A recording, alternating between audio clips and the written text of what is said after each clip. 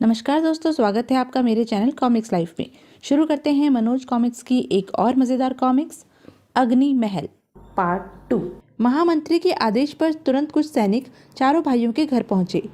आप चारों भाइयों को महाराज ने इसी समय याद किया है, कृपया हमारे साथ चलिए। खैरियत तो है ना? आप सब दुखी से लगते हैं। हम ही क्या, आज तो पूरी प्रजा ही दुखी और शोकाकुल है। क्या मतलब? ओह, क्या आपको मालूम नहीं, आज सुबह राजकुमार वीरेंद्र जी का स्वर्गवास हो गया है। ओह नहीं, ऐसा अनर्थ कैसे हो गया? क्योंकि उस दिन चारों भाई घर से बाहर नहीं निकले थे, इसलिए उन्हें इस संबंध में कुछ भी मालूम नहीं था। सब प्रभु की लीला है श्रीमान। खैर, कृपया करके आप चारों हमारे साथ चलिए, क्योंकि महाराज का यही आदेश है कि हम आपको साथ लेकर ही आए। ठीक है, आप लोग जरा यहीं ठहरे, हम अभी तैयार होकर आपके साथ चलते हैं। शीघ्र ही चारों भाई तैयार होकर सैनिकों के साथ राजमहल की ओर चल पड़े। मार्ग में उन्हें नगर का एक एक नगरवासी गम में डूबा दिखाई दिया। युवराज की मृत्यु पर सभी स्त्री पुरुष व बच्चे दुखी हैं, यह बात तो समझ में आती है, लेकिन राजा जी ने हमें किस कारण बुलवाया है, जबकि उन्होंने हमें सिर्फ ऐसे कार्य के लिए नौकरी पर रखा है जिसे कोई न कर सके। कहीं वे हमसे युवराज को दोबारा जीवित करवाने का इरादा तो नहीं रखते? यदि ऐसा हुआ तो हम चारों में शायद कोई जीवित नहीं बचेगा। तीनों छोटे भाई राजा के इस बुलावे पर चिंतित थे, लेकिन बड़ा भाई सोमदत्त बिल्कुल निश्चिंत एवं शांत था। कुछ देर बाद, महाराज की हमेशा जय जयकार होती रहे। ओह, तुम आ गए। महाराज, हमें युवराज के निधन पर अत्यंत दुख है। काश ईश्वर उनकी जगह हम चारों को उठा लेता। प्रभु को शायद यही मंजूर था नौजवान। खैर, मैंने तुम लोगों को एक दूसरे काम से बुलाया है। हुक्म कीजिए महाराज, हम आपके हर कार्य को करने के लिए तत्पर हैं। तो सुनो, जहाँ हमें अपने बेटे की मौत का दुख है, वहीं अब उसके शव की दुर्गति न हो, इसकी बहुत ही चिंता हो रही है। यह आप क्या कह रहे हैं महाराज? भला राजकुमार के शव की दुर्गति करने की किसमें हिम्मत हो सकती है? पहले पूरी बात सुन लो, फिर तुम सब कुछ समझ जाओगे। हमारे पुत्र के शव की दुर्गति कोई इंसान नहीं, बल्कि भूत पिचास और डायन करेंगे। वे सब हमारे अग्नि महल के शाही बाग में राज करते हैं। हमारे राजघराने के रीति रिवाजों के अनुसार हमें एक रात के लिए राजकुमार का शव अग्नि महल के शाही बाग में रखना है, जबकि वहाँ एक मुद्दत से भूत प्रेत और पिचास आदि का राज है। वे हमारे बेटे का शव खा जाएंगे और हमारे बेटे को सदगति प्राप्त नहीं हो सकेगी, और तब हमारे बेटे की आत्मा हमेशा हमेशा के लिए भटकती रहेगी। तो क्या आपने आज तक उन भूत प्रेतों को अग्नि महल के शाही बाग से निकाल भगाने का कोई प्रयास नहीं किया महाराज? बहुत प्रयास किया था सोमदत्त, लेकिन न तो हमारे सैनिक ही इस कार्य में सफल हो सके और न कोई तांत्रिक मांत्रिक। अब तो हमने उस अग्नि महल के शाही बाग के दरवाजे भी हमेशा हमेशा के लिए बंद कर दिए हैं। वे सब भूत पिचास बाग में किस स्थान पर रहते हैं महाराज? यह भी हमें नहीं मालूम। वे सब रात होते ही न जाने कहाँ से आ जाते हैं, और यदि उस समय वहाँ कोई हो तो उसे मारकर खा जाते हैं, वरना भयानक नृत्य और क्रीड़ा करते रहते हैं। ठीक है महाराज, हमने आपकी सारी बातें अच्छी तरह समझ ली। अब आप राजकुमार के शव की जरा भी चिंता न करें। हमारे जीते जी कोई भी चुड़ैल या भूत प्रेत राजकुमार के शव को छू भी नहीं सकेगा। आहा, तुमने मेरे मुंह की बात छीन ली। मैंने तुम्हें इसीलिए बुलवाया था कि तुम लोग आज रात को राजकुमार के शव के साथ अग्नि महल के शाही बाग में रहो और उसके शव की रक्षा करो। सुनो, यदि सुबह हमें राजकुमार का शव सही सलामत मिल गया तो हम तुम्हें मालामाल कर देंगे, और यदि आगे कहने की जरूरत नहीं है महाराज, हम समझ गए हैं। हम रात होते ही आपकी सेवा में हाजिर हो जाएंगे। अब हमें आज्ञा दीजिए। और चारों भाई राजा से विदा लेकर अपने घर की ओर चल पड़े। बड़े भैया, आपने राजकुमार के शव की रक्षा करने का वचन देकर तो आफत मोल ले ली है। भला जिन भूत प्रेतों का तांत्रिक कुछ नहीं बिगाड़ पाए, उनका हम चारों भाई क्या बिगाड़ पाएंगे? चारू ठीक कहता है भैया। अच्छा यही होगा हम लोग इसी समय यह देश छोड़कर कहीं और भाग जाएं। अफसोस, तुम लोग इतनी जल्दी हिम्मत हार बैठोगे, यह मैंने सोचा भी नहीं था। अरे छोटे भाइयों, हम चारों में बुद्धि है, लड़ने का हौसला है, ताकत है, फिर भी तुम लोग डर रहे हो। छी! मेरी बात अच्छी तरह सुन लो भाइयों। जीवन में मृत्यु एक बार आती है। बहादुर लोग वीरता से लड़ते हुए केवल एक बार ही मरते हैं, जबकि बुज़दिल डर डर कर 100 बार मरते हैं और जीते हैं। ओह! अगले ही पल तीनों भाइयों के चेहरे एक ओज से चमक उठे। आपने हमारी आंखें खोल दी हैं भैया। हमारे पौरुष को ललकाकर हमारी सोई हुई आत्मा को जगा दिया है। अब चाहे कुछ भी हो, हम अग्नि महल के शाही बाग से तमाम भूत प्रेतों को भगाकर ही रहेंगे। वरना अपनी जान दे देंगे। मुझे तुम्हारा निर्णय सुनकर अति प्रसन्नता हुई मेरे छोटे भाइयों। विश्वास रखो, इस परीक्षा में भी हमारी ही जीत होगी। हौसले बुलंद हो तो पहाड़ को भी चूर चूर किया जा सकता है, ईश्वर को भी प्राप्त किया जा सकता है। बड़े भैया जिंदाबाद। घर पहुंचकर चारों भाइयों ने खा पीकर आराम किया। फिर सांझ ढलते ही अपने अपने हथियार संभाल कर घोड़ों पर सवार हो राजा के महल में जा पहुंचे, जहां चारों ओर उदासी व सन्नाटा छाया हुआ था। महाराज, हम चारों भाई आपकी सेवा के लिए हाजिर हैं। कृपया राजकुमार का शव हमारे हवाले करके हमें शाही बाग तक पहुंचाने का प्रबंध करें। मुझे तुम्हारी दिलेरी देखकर बहुत खुशी हो रही है नौजवानों। जरा ठहरो, मैं राजकुमार का शव अभी मंगवाता हूँ। जाओ और राजकुमार का शव ले आओ। जो आज्ञा महाराज। शीघ्र ही सैनिक जाकर राजकुमार का शव ले आए। तुम दोनों इन चारों के साथ जाओ और इन्हें अग्नि महल के शाही बाग तक छोड़ आओ। बहुत अच्छा महाराज। हमें आज्ञा दीजिए महाराज, और आप निश्चिंत रहें। कल सुबह आपको न केवल राजकुमार का शव ही सुरक्षित मिलेगा, बल्कि अग्नि महल का शाही बाग भी सभी चुड़ैल और भूत प्रेतों से खाली मिलेगा। हमें तुमसे यही उम्मीद है। जाओ, ईश्वर तुम्हें तुम्हारे मकसद में कामयाबी दे। विदा लेकर चारों भाई शव और सैनिकों के साथ वहां से चल पड़े। राजमहल से कुछ ही दूर अग्नि महल का शाही बाग था, जिसका द्वार बंद था। आप लोग शव को संभालिए, मैं फाटक का ताला खोलता हूँ। ठीक है। सैनिक ने द्वार से ताला हटा दिया। अब आप लोग भीतर जा सकते हैं। ठीक है, आप दोनों जाइए, बाकी हम देख लेंगे। सैनिक वापस लौट गए और चारों भाइयों ने भीतर प्रविष्ट हो द्वार बंद कर लिया। चलो आगे चलें। शव को किसी सुरक्षित स्थान पर रखने के बाद इस भूतिया बाग का निरीक्षण करेंगे। एक स्थान पर यदि हम लाश को इस पेड़ की ऊंची डाल पर रख दें तो कोई भी भूत, प्रेत, चुड़ैल या पिशाच इस तक आसानी से नहीं पहुंच पाएगा। आपका विचार बुरा नहीं है बड़े भैया, हम ऐसा ही करते हैं। केशव और वीरदत्त शव लेकर उस पेड़ पर चढ़े और उन्होंने शव को पेड़ की 2 डालों के मध्य लिटा दिया। उसके बाद भाई वीर और केशव, तुम दोनों इस पेड़ के नीचे पहरा दो। तब तक मैं और चारू पूरे बाग का निरीक्षण करके आते हैं। सावधान, जब तक हम लौट कर ना आए यहाँ से हटना नहीं। ठीक है भैया। फिर सोमदत्त चारूदत्त के साथ बाग का निरीक्षण करने चल दिया। लेकिन पूरे बाग का निरीक्षण करने के बाद भी उन्हें कोई ऐसा सूत्र नहीं मिला जिससे उन्हें यह मालूम हो सकता कि बाग में भूत, प्रेत व चुड़ैल कहाँ से आते हैं।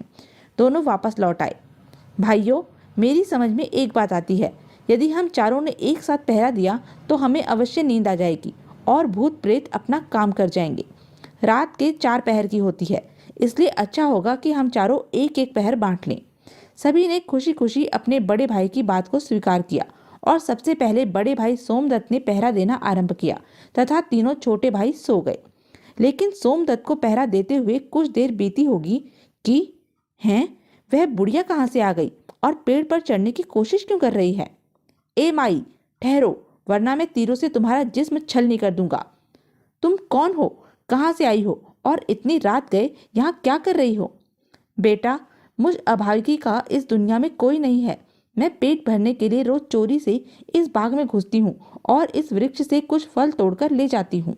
बेटा, मुझे बड़े जोरों से भूख लगी है, 2-4 फल तोड़कर खाने दो ना। अच्छा जाओ तोड़ लो, लेकिन ज्यादा देर मत लगाना, कहकर सोमदत्त पुनः पेड़ के चारों ओर गश्त लगाने लगा। बुढ़िया झट से पेड़ पर चढ़ गई। फलों का तो बहाना था, वास्तव में वह एक चुड़ैल थी और राजकुमार के शव को ही खाने आई थी। वह मूर्ख अपने आप को ज्यादा बहादुर और चालाक समझता है। शव के निकट पहुंचते ही बुढ़िया अपने असली रूप में आ गई। ही, बहुत दिनों बाद आज शाही मांस खाने को मिल रहा है।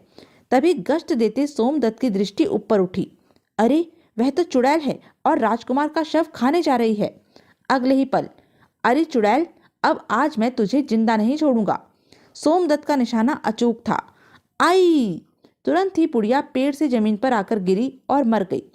एक मुसीबत से तो पीछा छूटा। अब इसकी लाश को पास की झाड़ियों में छिपा दूं। और सोमदत्त ने उसकी लाश को पास की झाड़ियों में छिपा दिया। मेरा समय खत्म हुआ, अब चलकर चारू को जगाऊं। फिर सोम ने अपने छोटे भाई चारू को जगाया। अब पहरा देने की तुम्हारी बारी है चारू, लेकिन सावधान, खतरा आने पर बुद्धि और साहस से काम लेना। आप जरा भी चिंता न करें बड़े भैया, ईश्वर सब ठीक करेगा। अब सोम सो गया और चारू पेड़ के चारों ओर गश्त देने लगा। शीघ्र ही, अरे वह रोशनी की किरण कैसी, कौन हो सकता है उस पेड़ के नीचे। चारू चुपचाप उस स्थान पर पहुंचा। तो ये चोर हैं और शायद चोरी किया गया माल आपस में बांट रहे हैं। अगले ही पल, खबरदार, कोई भागने ना पाए, गिरफ्तार कर लो इन्हें। अरे बाप रे, लगता है राजा के सैनिक हमारा पीछा करते हुए यहाँ तक आ पहुंचे हैं। और भागो। तीनों की नजरों से ओझल हो जाने के बाद, वाह, काफी तगड़ा माल हाथ लगा है, इसे संभाल कर रख देना चाहिए, वक्त जरूरत पर भाई लोगों के काम आएगा। चारू ने सारे माल की गठरी बनाकर एक जगह छिपा दी। उसके बाद उसने अपने से छोटे वीरदत्त को जगाया। सुनो छोटे भाई, अब पहरा देने की तुम्हारी बारी है, जरा चौकसी से पहरा देना। तुम चिंता मत करो चारू, आज जो भी मुझसे टकराएगा वह चूर चूर हो जाएगा। चारू भी अपने भाइयों के पास जाकर सो गया और वीरदत्त मुस्तैदी से पेड़ के इर्द गिर्द पहरा देने लगा। पता नहीं दोनों भाइयों के साथ पहरा देने के दौरान क्या हादसा पेश आया, मैं तो पूछना ही भूल गया। खैर, जो हुआ होगा सुबह मालूम पड़ जाएगा। अभी उसे पहरा देते हुए कुछ ही देर हुई होगी कि हे ईश्वर, वे तो भूत प्रेत ही मालूम देते हैं और शायद उनकी संख्या 100 से ऊपर है। वे तो इधर ही आ रहे हैं, शायद राजकुमार का शव खाने के लिए। उफ, अब क्या करूं, कैसे पार पाऊंगा इनसे। पहले तो वीरदत्त कुछ विचलित हुआ, लेकिन फिर उसकी रगों का खून जोश मारने लगा और जैसे ही भूत प्रेत उछलते कूदते उस पेड़ के निकट पहुंचे। ए, कौन हो तुम लोग और यहाँ किस लिए आए हो? हम भूत प्रेत हैं और मुर्दे की तलाश में आए हैं।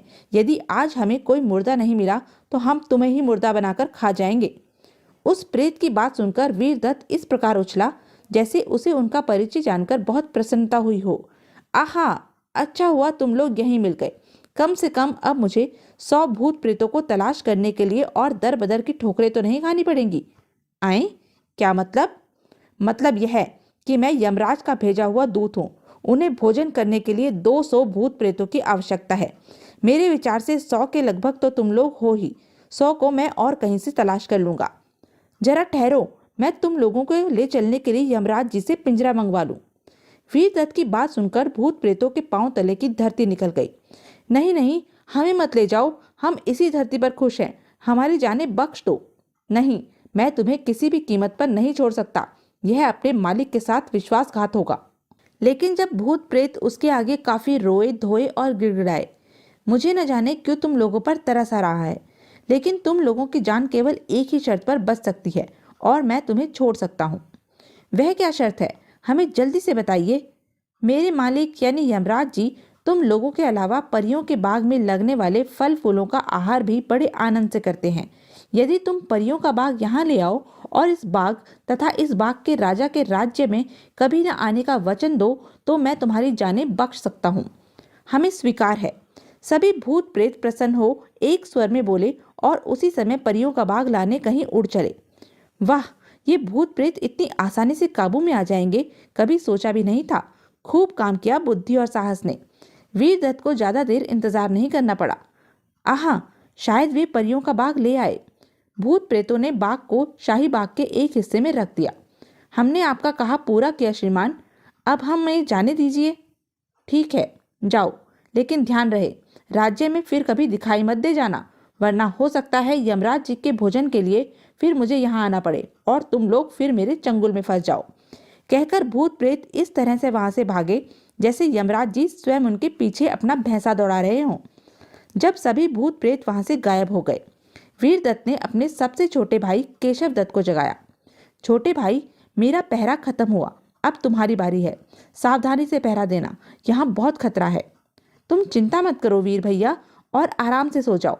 ईश्वर ने चाहा तो सुबह तुम सबको राजकुमार का शव सुरक्षित ही मिलेगा। तब वीरदत्त अपने भाइयों के पास निश्चिंत होकर सो गया और सबसे छोटा केशव वृक्ष के इर्द गिर्द मुस्तैदी से गश्त लगाने लगा। लेकिन शीघ्र ही उसे कुछ परियां आकाश में उड़ती दिखाई दी।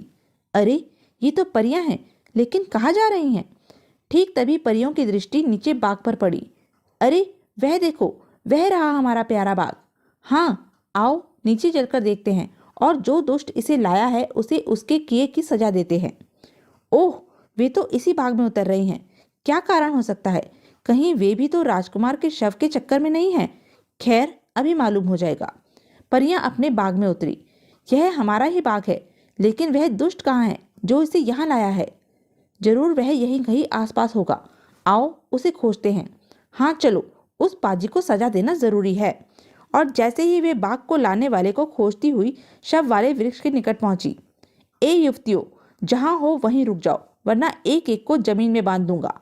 अरे हाँ, अब सच सच बताओ, कौन हो तुम, यहाँ क्यों आई हो और क्या चाहती हो? हम सब परियां हैं और हम उस दुष्ट की तलाश में आई हैं जो हमारे बाग को चुराकर यहाँ ले आया है। उनका परिचय जानकर केशव ने प्रसन्न होने का अभिनय किया। आहा, परियां? हाँ, लेकिन तुम कौन हो और हमारा परिचय जानकर तुम अचानक प्रसन्न क्यों हो उठे?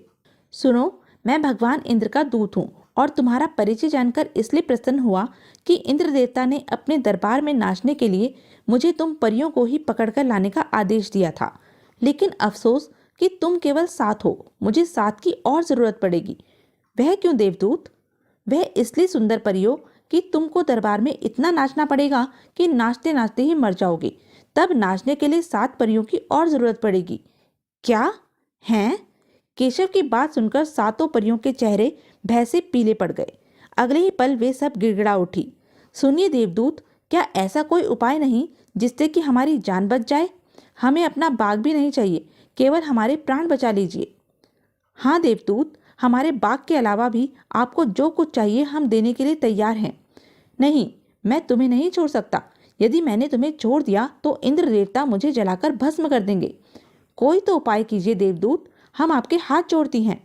जब परियां काफी रोई धोई और गिड़गिड़ाई तो सुनो देवियों, यदि तुम मुझे कोई ऐसी चमत्कारी वस्तु दो जिससे मैं इंद्र देवता को रिझा सकूं तो मैं तुम्हें छोड़ सकता हूँ।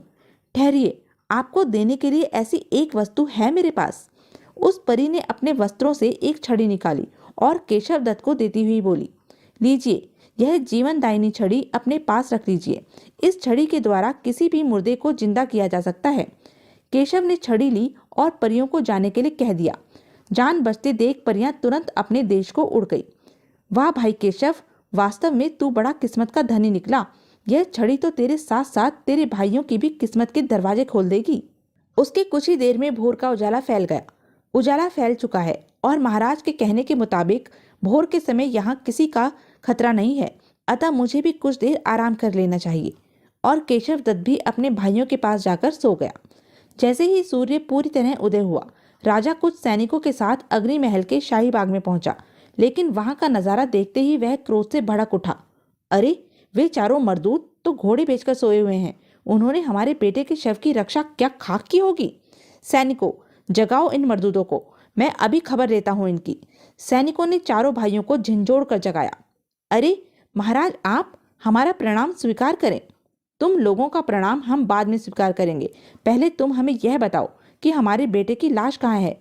क्या तुम लोगों ने इसी बलबूते पर राजकुमार के शव की रक्षा करने का भार लिया था? नाराज न होइए महाराज, हमने अपना उत्तरदायित्व बाखूबी निभाया है। वह देखिए, राजकुमार का शव वह रहा, बिल्कुल सुरक्षित। ओह! तुरंत शव को नीचे उतारा गया। शव को सही सलामत देखकर सभी के चेहरे प्रसन्नता से खिल उठे। वास्तव में तुम लोग बहादुर हो जो तुमने इतना मुश्किल काम कर दिखाया। हम तुम्हें इसका भरपूर इनाम देंगे, लेकिन तुम हमें यह बताओ कि तुम लोगों ने भूत प्रेतों और चुड़ैलों से राजकुमार की लाश सुरक्षित रखी कैसे? महाराज, हम चारों भाइयों ने पूरी रात एक एक कर लाश की हिफाजत के लिए पहरा दिया और भूत प्रेतों को यहाँ से मार भगाया। अच्छा, वह कैसे? तब चारों भाइयों ने एक एक कर अपने अपने पहरे के समय पेश आई घटना राजा को बता दी। सब कुछ सुनकर, भाई, हमें तुम्हारी बातों पर विश्वास नहीं हो पा रहा। क्या तुम लोग इस बात का प्रमाण दे सकते हो कि तुमने जो कुछ बताया वह वास्तव में सच है? सर्वप्रथम वीरदत्त बोला, वह देखिए महाराज, वह रहा परियों का बाग जिसे मैंने भूत प्रेतों से उठवा मंगवाया था। वह बाग ही मेरी बात की सत्यता का प्रमाण है। वाह, तुम्हारी बात वास्तव में सच साबित हुई। तब चारुदत्त भी वह पोटली निकालकर लाया जिसमें चोरों से प्राप्त किए आभूषण थे। देखिए महाराज, मेरी बात की सच्चाई का प्रमाण यह रहा। अरे, यह तो वही आभूषण है जो कल रात महारानी जी के कक्ष से चोरी हुए। इन दोनों की बात तो सच साबित हुई। आप भी कोई प्रमाण दो बहादुर सोमदत्त। अभी देता हूँ, आप लोग मेरे साथ आइए। सोमदत्त उन्हें वहां ले गया जहां उसने चुड़ैल की लाश छिपाई थी। यह देखिए महाराज, यह उसी चुड़ैल की लाश है जो राजकुमार के शव को खाना चाहती थी। हे ईश्वर! उसके बाद वे पुनः राजकुमार के शव के निकट पहुंच गए। बहादुर केशवदत्त, तुम्हारे भाइयों ने तो अपनी बातों की सच्चाई का प्रमाण दे दिया। अब तुम भी अपनी बात को सच साबित करने का कोई प्रमाण दो। वैसे भी हमें तुम्हारी ही बात सबसे ज्यादा अविश्वसनीय लगी है। अभी लीजिए महाराज कहकर केशव दत्त ने राजकुमार के बंधे शव को खोला और परी द्वारा दी गई छड़ी निकाली और उसे मृत राजकुमार के शरीर पर घुमाने लगा। अगले ही पल आहा, राजकुमार जीवित हो उठे। पिताजी, मेरे बच्चे। राजा ने राजकुमार को गले से लगा लिया। हे ईश्वर, तेरी लीला भी अपरंपार है। फिर सब राजमहल पहुंचे। वहां राजा ने चारों भाइयों को ढेर सारा इनाम दिया। इस इनाम के साथ साथ हम तुम्हें अपने राज्य का कैलाशपुर नामक नगर भी इनाम में देते हैं। महाराज और राजकुमार युग युग जिए। जब प्रजा को राजकुमार के पुनः जीवित होने का पता चला तो उसमें खुशी की लहर दौड़ गई और मुरझाए चेहरे प्रसन्नता से खिल उठे। चारों भाई कैलाशपुर नामक अपने नगर में उसी दिन से राजाओं की तरह आनंद पूर्वक रहने लगे। पर जब भी राजा का कोई काम पड़ता वे उसे करने में कभी पीछे नहीं हटते थे। तो यह थी मनोज कॉमिक्स की एक मज़ेदार कॉमिक्स। ऐसी ही मज़ेदार कॉमिक्स के लिए बने रहे मेरे साथ और हाँ, मेरे चैनल को लाइक, शेयर और सब्सक्राइब करना ना भूलें। धन्यवाद।